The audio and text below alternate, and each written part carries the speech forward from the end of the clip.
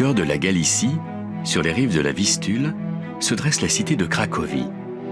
Ancienne capitale du royaume de Pologne, la ville a su conserver l'âme et les trésors de sa période médiévale, comme en témoignent les édifices perchés sur la colline de Wawel.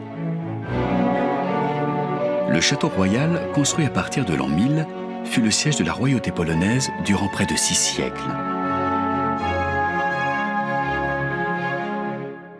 C'est dans la salle des députés que les parlementaires se réunissaient sous le regard des citoyens polonais, ces figures sculptées surnommées les têtes. Autrefois, au nombre de 194, elles veillent toujours sur le trône royal. Non loin du château se dresse un autre édifice prestigieux, la cathédrale gothique Saint-Stanislas. Lieu des couronnements royaux, elle fut conçue par les souverains comme une vitrine de leur puissance. Un décor fastueux s'y déploie.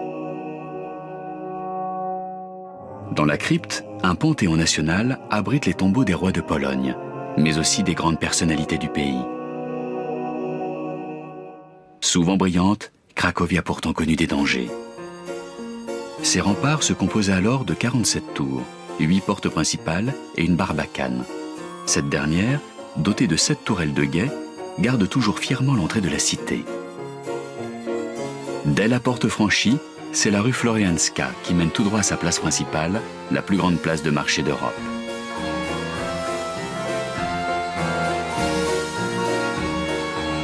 Face à la halle aux draps, la basilique Notre-Dame a été bâtie entre 1287 et 1320 sur les bases d'une ancienne église romane.